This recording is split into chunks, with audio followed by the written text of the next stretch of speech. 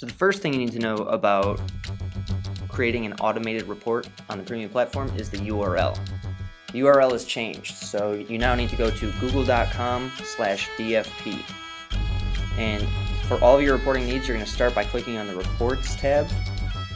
And then what we're actually setting up here with an automated report is called a query. If you set it up as a report, you're not going to be able to save it. You're not going to be able to distribute it daily, weekly, or anything like that. So you're going to want to select it as a query. So we're creating a new query, and I'm naming this one Reporting Test. All of the reporting that you're going to pull out of Premium is going to be a historical report, and there's two ways you can pull the information. You can set it up so that it's dynamically laying out the data, or it's a fixed layout of it, and that has to do with the date span.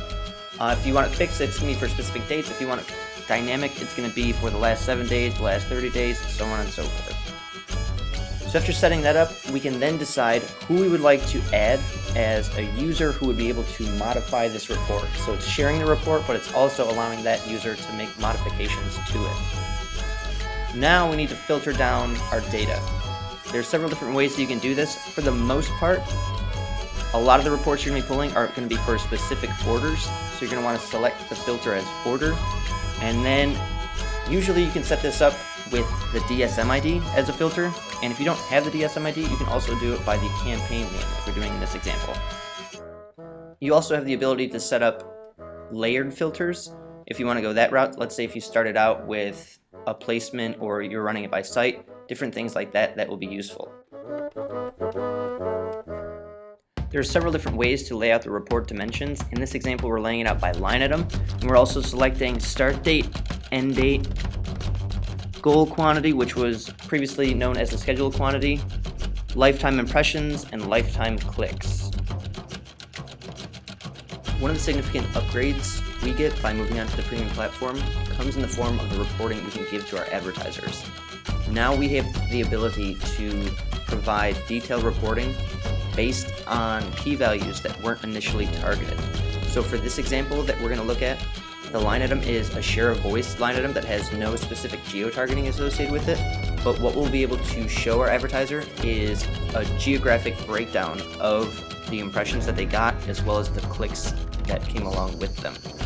To add that extra layer of targeting to our reporting, you scroll down a little bit and you'll see under geography there are several different options for how you can break out the geolocation of your users.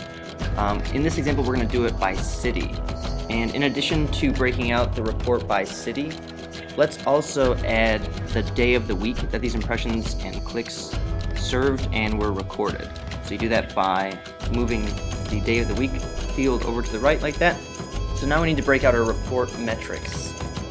There's a lot of options here. A few that you're going to want to include pretty much always are total impressions, total clicks, total CTR, as well as the delivery indicator, but I'm not going to select that right now. I'm going to show you how to go back and add things.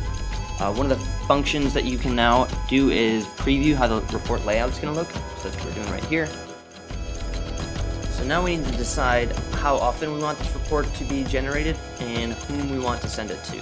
So we are going to click into Generate Report, and this is where you can decide whether you want to generate the report just once, or if you want to set it up for daily reporting, weekly, or monthly options. In this instance, I'll just leave it set up as a daily report, and we'll pick what day we want to start it on. I will start it tomorrow, and then have it end. You can have it run indefinitely, or you can have it run a specific number of times, or you can pick a specific date that you want it to end on. So I'll have it run until Saturday. Hit apply. And then now we will put in the email address of anyone who we would want to receive this report. So let's send this to Elizabeth. And then now we decide whether we want to send it to her as a link or as an attachment. Let's send it as an attachment. And then save query and run report.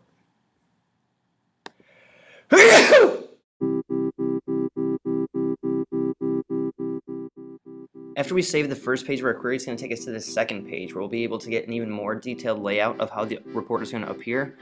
And in this example, I forgot to select the delivery indicator. So I'm going to show you how you can go back and add these fields. The delivery indicator is the new term for the OSI, which is the on schedule indicator. which isn't going to be totally relevant for this share voice line, but I wanted to show you how you can make these changes on the fly.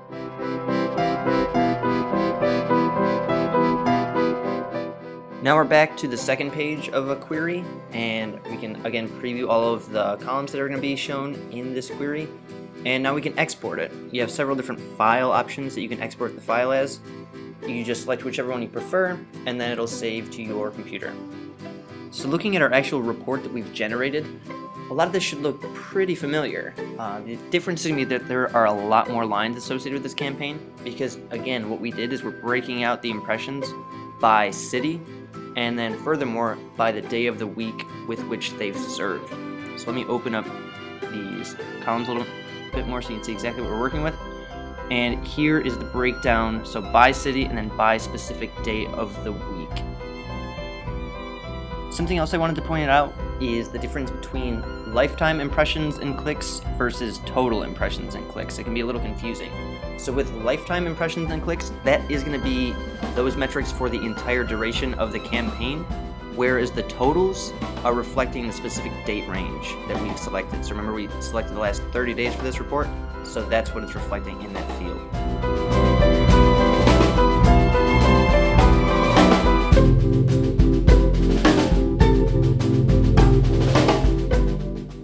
Thanks for watching this demonstration on how to set up automated reporting on our new premium platform. We hope it was informative. And like always, if you have any questions about this, feel free to contact the optimization group through Plus or a good old-fashioned email.